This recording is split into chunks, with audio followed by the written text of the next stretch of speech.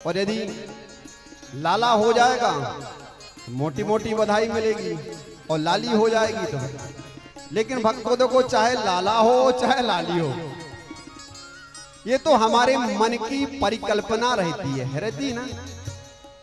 यदि वो लाली नहीं होगी तो लाला कहां से आ जाएगा ये बताओ पहले। प्रकृति है तो पुरुष है, दोनों एक दूसरे के समभाव में है कि नहीं? फिर मन में ऐसी भावना क्यों रखते हो को लाला ही चाहिए?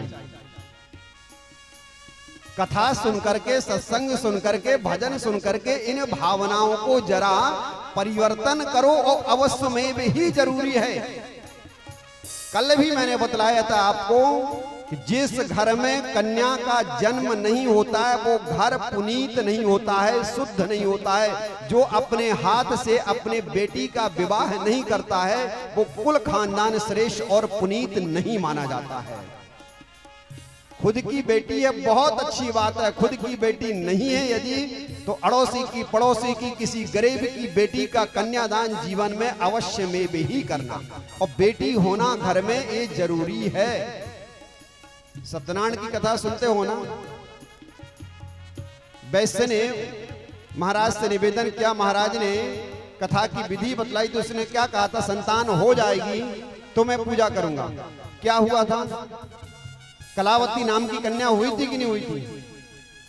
संतान के रूप में चाहे बेटा हो और चाहे बेटी हो, ये दोनों ही चीजें बराबर होती हैं। इसमें हमारे लिए किसी भी प्रकार का अंतर नहीं करना चाहिए। जो बधाई घरों में देखा, बोले महाराज यदि बेटा होगा तो जलवा होगा और बेटी होगी कुछ भी नहीं होगा, पार्टी नहीं होगी। बेटा होगा तो बड़ी पार्टी होगी।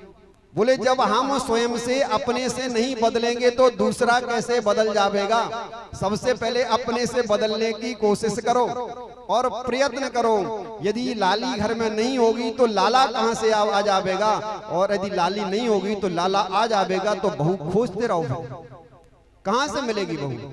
बहू सबको चाहिए लेकिन लाली नहीं चाहिए, बिटिया नहीं होना चाहिए, तो कैसे हो सकता है? ये कथाओं को सुनकर के बुद्धि में परिवर्तन लाना अवश्य में भी है। और ईश्वर की कृपा से जो प्रसाद हमारे लिए मिलता है, चाहे वो बेटा मिले और चाहे बेटी मिले, उस प्रसाद को हमारे लिए स्वीकार करना चाहिए। उसमें अपनी बुद्धि नहीं लगाना चाहिए। जो मिला चलो वो हरि कृपा है और उसी में ही हमारा कल्याण है।